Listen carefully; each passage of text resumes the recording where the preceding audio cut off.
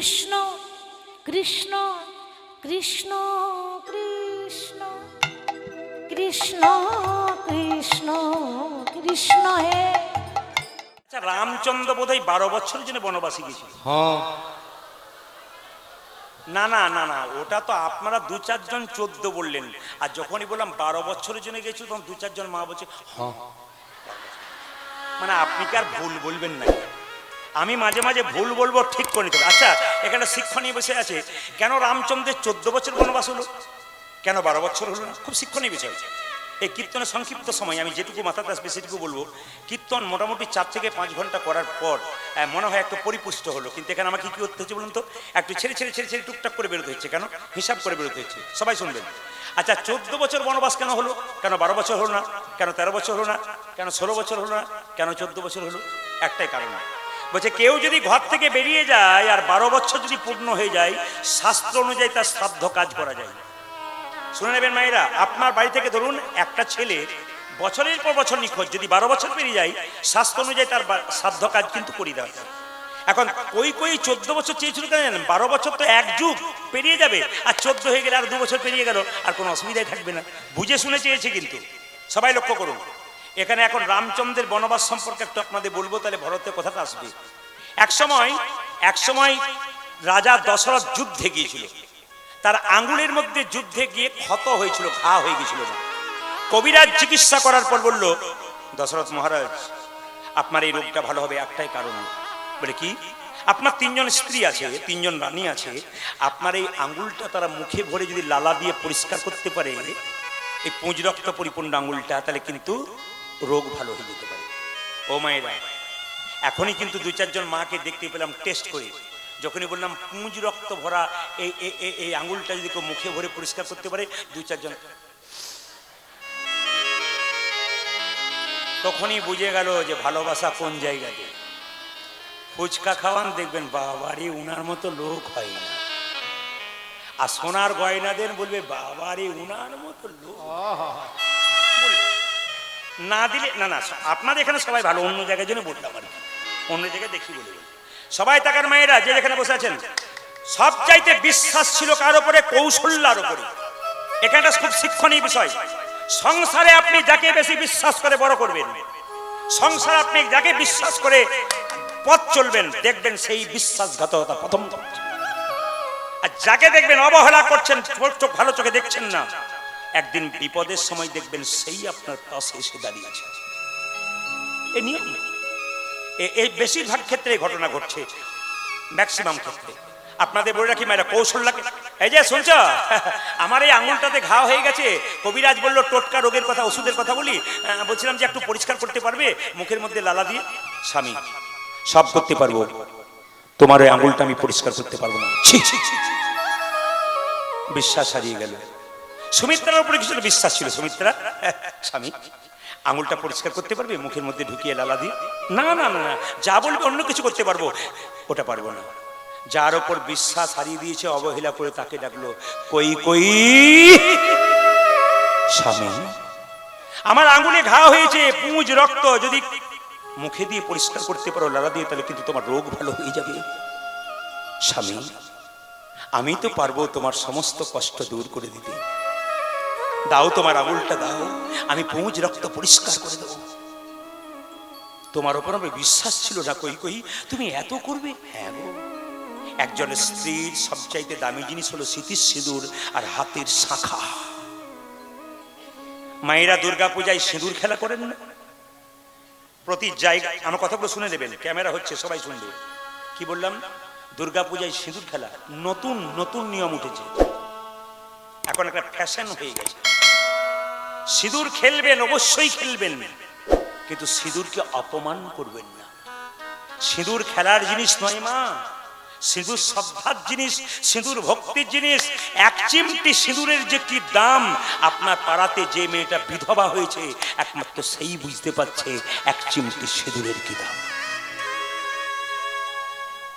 একবার অতীব সত্য কথাগুলো ধরবেন, আপনাদের জীবন সুন্দর হবে।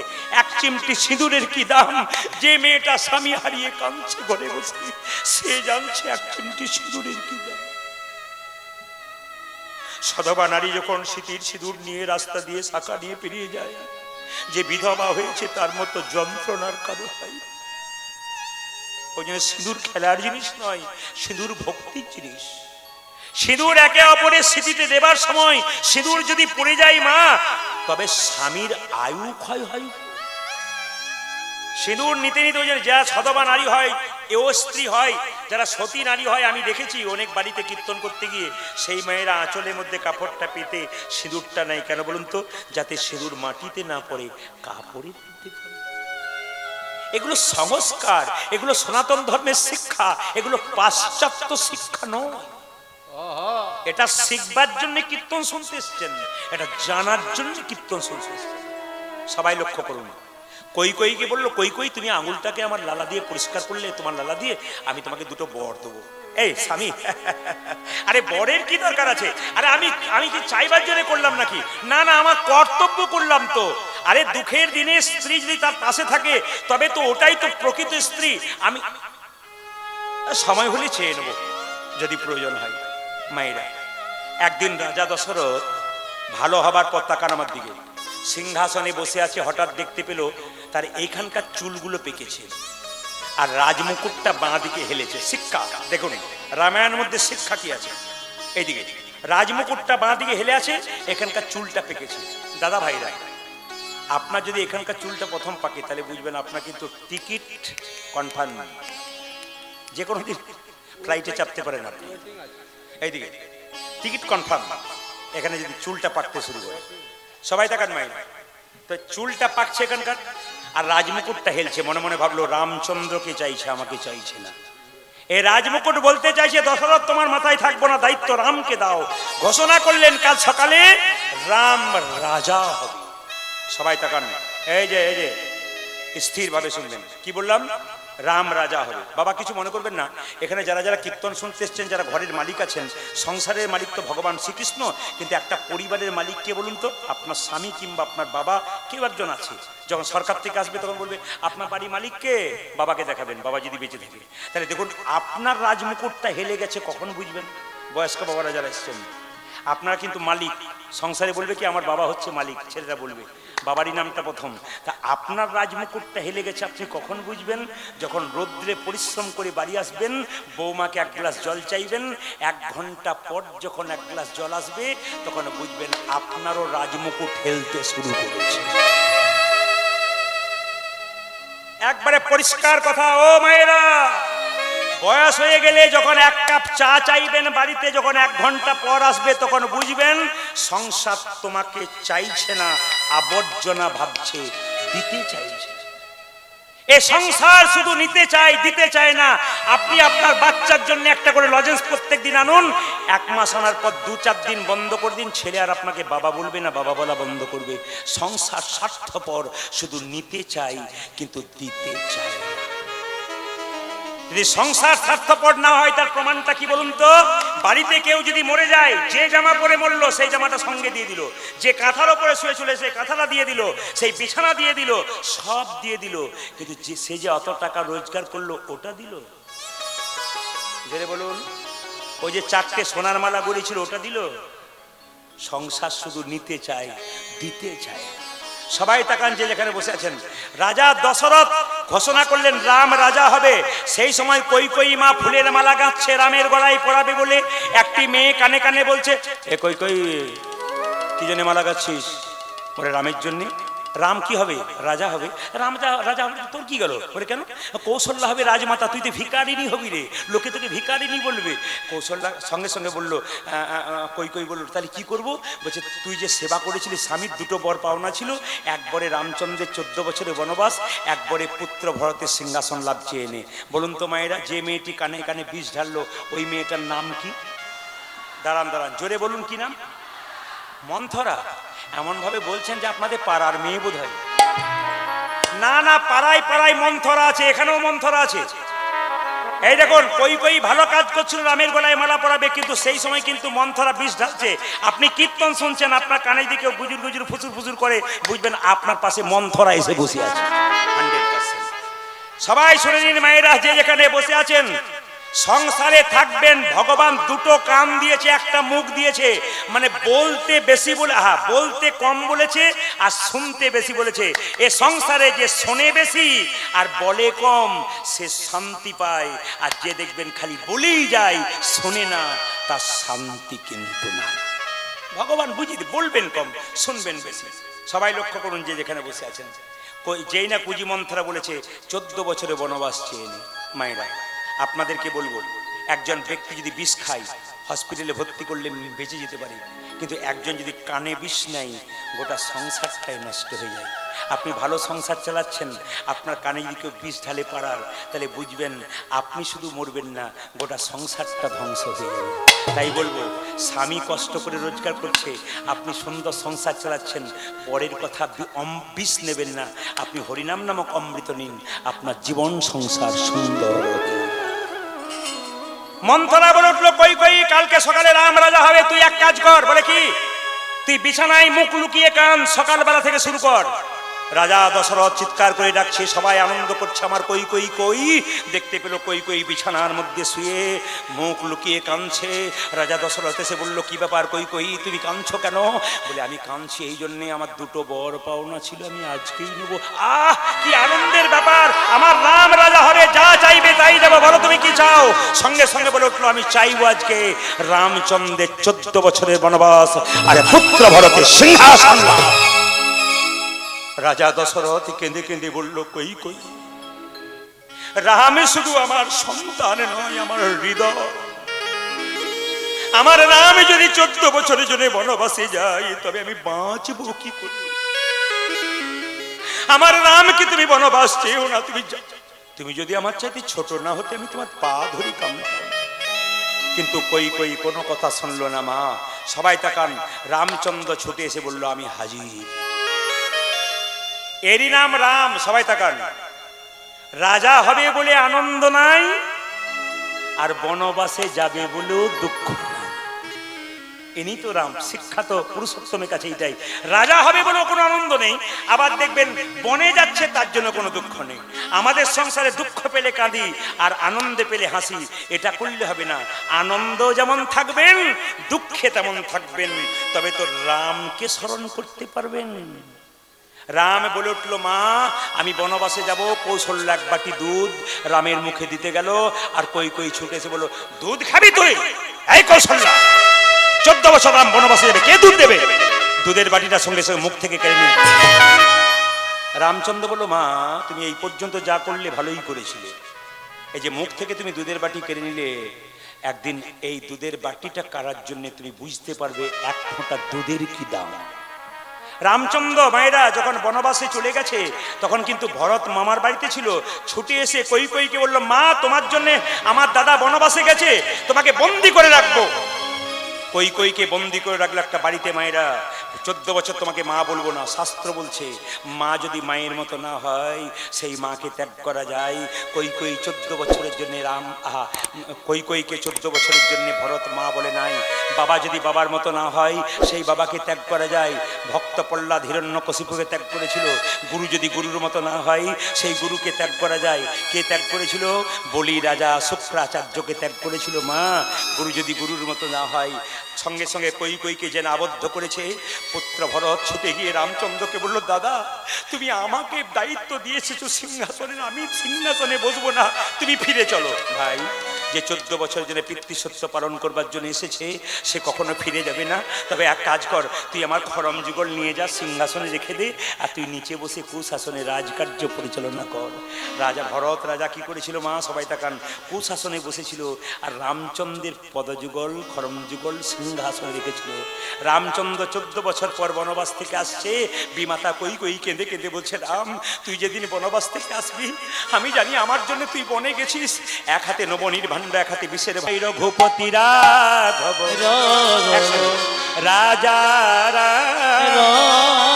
পতিত পাবন সীতারাম। মূলধ্বনি রঘুপতি রাঘব রাজা পতিত পাবন সীতারাম। জয় জয় রঘুপতি রাঘব রাজা পতিত পাবন সীতারাম।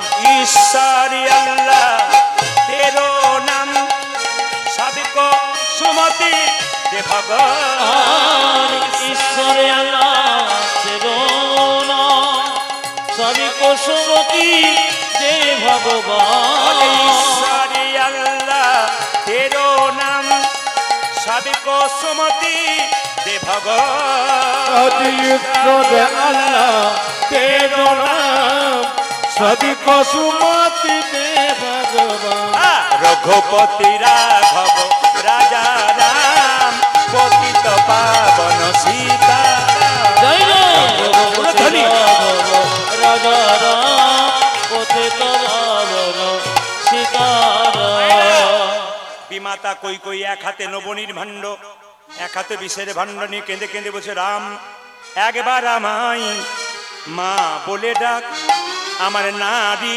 জনম ধন্য হবে একবার মা বলে নারী জনমে ধন্য ওরে একবার আমায় মা বলে ডাক নারী জনম ধন্য হবে ও দাদা একবার আমায় মা বলে ডাক নারী জনম ধন্য হবে মামা বলে ডাক রে রাম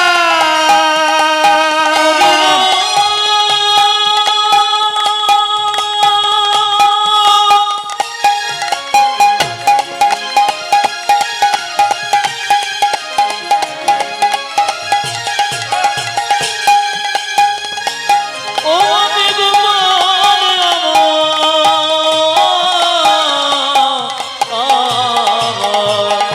মামা বলে ডাকরি দেব নারী জনমে ধন্য হবে একবার আমায় মা বলে ডাক নারী জনমে ধন্য হবে জনমে ধন্য হবে মায়েরা অন্তর্যামী রামচন্দ্র ছুটে আসছে আসতে এদিকে বিমাতা কই কই বিষের ভাণ্ড নবনীর ভাণ্ড নিয়ে কাঁদছে একবার মা বলে ডাক রামচন্দ্র ছুটে এসে কই কইকে জড়িয়ে ধরেছে মা মা বলি যেই না রামচন্দ্র কই কইকে মা বলে জড়িয়ে ধরেছে কই কই বলছে ওরে রাম তুই আমায় মা বলে জড়িয়ে ধরলি তুই আমায় কথা দে ওরে রাম তুই আমার গর্ভে জন্ম নিয়ে তো আমার স্তন দুগ্ধ পান করে মনোবাসনা পূর্ণ করবি রামচন্দ্র বলল মা গো আগামী দাপরে কংসের কারাগারে আমি হব কৃষ্ণ তুমি হবে দৈবকী তোমার গর্ভে জন্ম নেব তোমার স্তন দুগ্ধ আমি পান করব না যেদিন আমি রাম রূপে বনবাসে যাচ্ছিলাম সেই দিন আমার মুখ থেকে দুধের বাটি কেড়ে নিয়েছি ওই জন্য তোমার দুধ আমি পান করব না মায়েরা কিছু মনে করবেন না একটা মা বাচ্চা জন্ম দেবার পর যদি বাচ্চা মরে যায় বা বাচ্চাকে কেউ কেড়ে নিয়ে চলে যায় কিছু মনে করবেন না মায়ের দুধ আপনা আপনি গড়িয়ে পড়ে না জোরে বলুন হা না আপনার জোরে বলবেন কিন্তু পড়ে না মা পড়ে না তো রামচন্দ্রকে কই কই বলছে আমি যখন দৈবকী হব তুই যখন কৃষ্ণ হবি তা আমার এই দুগ্ধ যখন মাটিতে পড়ে যাবে ওই দুগ্ধটা কি হবে রামচন্দ্র বলল মা আমি যখন কৃষ্ণ হব তুমি যখন দৈবকী হবে তোমার স্তনদুগ্ধ যে মাটিতে পড়বে সেই মাটি থেকে কলিযুগে চিরের মালসার মাটি এই যে চিরের মালসাটা তৈরি হয় যে স্তনদুগ্ধ দৈবকীর মাটিতে পড়েছিল সেই মাটি থেকে চিরের মালসা তৈরি হয়েছিল আমার গর্ভে জন্ম নিয়ে আমার মনের বাসনা পূর্ণ করবি কখন যেদিনে কলিযুগে তুমি হবে সচী মাতা আমি হব নিমাই তোমার গর্ভে জন্মে নিয়ে তোমার স্তন দুগ্ধ পান করি তোমার মনোবাসনা পূর্ণ করি মায়েরা যখন রামচন্দ্র বনবাস থেকে ফিরে এলো তখন দেখছে ভাই ভরত একটা কুশাসনে বসে রামচন্দ্রের খরম যুগলকে প্রণাম করে রাজকার্য পরিচালনা করছে রামচন্দ্র ছুটে এসে ভরতকে জড়িয়ে ধরে বলল ভাই তুই এ যুগে যা করলি আমি তোকে কথা দিলাম এই যুগে তুই আমার ভাই রূপে জন্মে নিয়েছিস তুই আমার জন্য যা করলি আমি তোকে কথা দিলাম আগামী দাপরে যখন আমি কৃষ্ণ হব, তুই আমার বন্ধু রূপী মা হবি, বন্ধু রূপে জনা